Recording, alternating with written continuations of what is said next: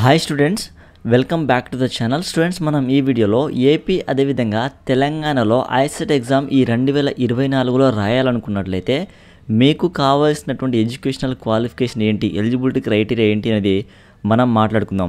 So ఈ యొక్క ICET exam రాసుకొని మీరు ఎంబీఏ లేదంటే ఎంసీఏ కోర్సులో అడ్మిషన్ అయితే తీసుకోవచ్చు. వన్స్ క్వాలిఫై అయిన తర్వాత త్రూ కౌన్సిలింగ్ ద్వారా మీకు సీట్ వచ్చినట్లయితే మీరు ఎంబీఏ లేదంటే ఎంసీఏ కోర్స్ అనేది చేసుకోవచ్చు అనమాట.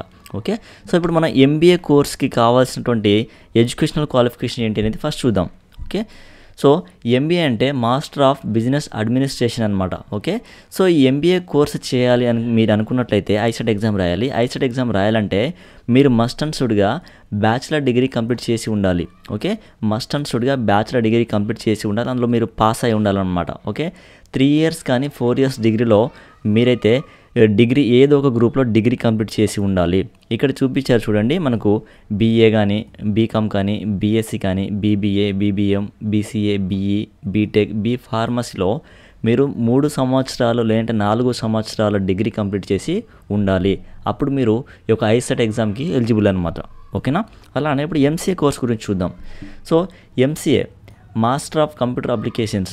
సో ఈ యొక్క ఎంసీఏ చేయాలి అనుకున్నట్లయితే మీరు ఐసెట్ ఎగ్జామ్ రాయాలి. దీనికి మినిమం క్వాలిఫికేషన్ వచ్చేసరికి ఇక్కడ మీరు చూస్తే బీసీఏ కానీ బీఎస్సీ కానీ బీకామ్ కానీ బీఏ కానీ చేసి ఉండాలి. ఇందులో మీరు పాస్ అయి ఉండాలి. ఓకే, సో ఇందులో మీరు mathematics one of the subject అయి ఉండాలి. ఓకే, ఈ డిగ్రీలో కానీ ఇంటర్లో కానీ మ్యాథమెటిక్స్ అనేది వన్ ఆఫ్ ద సబ్జెక్ట్ అయి ఉండాలి. అప్పుడు మాత్రమే మీరు ఎంసీఏ కోర్స్ అనేది చేయడానికి ఎలిజిబిలిటీ అయితే ఉంటుంది. ఓకే, డిగ్రీలో కానీ ఇంటర్లో కానీ వన్ ఆఫ్ ద సబ్జెక్ట్ అనేది మీకు మ్యాథమెటిక్స్ అయి ఉండాలి. ఓకే, సో బీసీఏ కానీ బీఎస్సీ కానీ బీకామ్ కానీ బీఏ కానీ చేయవచ్చు. మీరు ఒకవేళ ఇంటర్లో మీరు మ్యాథమెటిక్స్ సబ్జెక్ట్ ఉండి మీరు బీకామ్ చేసి ఉన్నట్లయితే ఎంసీఏ ఎగ్జామ్ అయితే రాసుకోవచ్చు. ఐసెట్ ఎగ్జామ్ రాసుకొని ఎంసీఏ చేయవచ్చు మీరు. ఓకే, ఇంటర్లో మ్యాథమెటిక్స్ ఉంది, అగైన్ డిగ్రీలో కూడా మ్యాథమెటిక్స్ ఉంది. సో మీరు చాలా ఈజీగా ఐసెట్ ఎగ్జామ్ రాసుకొని ఎంసీఏ అయితే చేసుకోవచ్చు అనమాట. ఇక్కడ ఏం చెప్తున్నారంటే ఇంటర్లో కానీ డిగ్రీలో కానీ ఒక సబ్జెక్ట్ అనేది మ్యాథమెటిక్స్ అయితే ఉండాలి.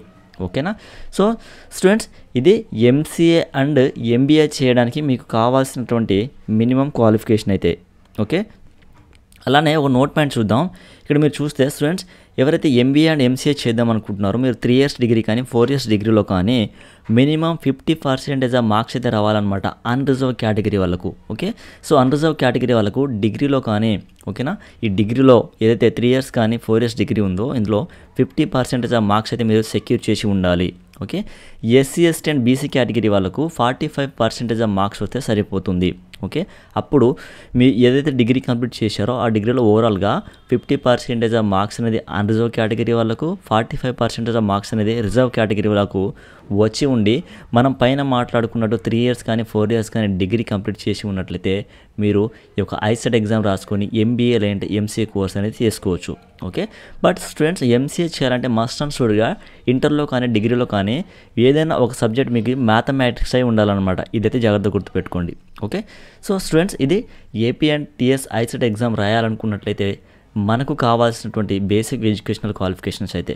ఓకేనా, సో ఈ వీడియో మీకు యూస్ఫుల్ అనిపించింది అంటే ఈ వీడియోని తప్పకుండా లైక్ చేయండి స్టూడెంట్స్. అలానే ఇలాంటి మరిన్ని వీడియోస్ కోసం మన యూట్యూబ్ ఛానల్ని సబ్స్క్రైబ్ చేసుకొని సపోర్ట్ చేయండి. Thank you.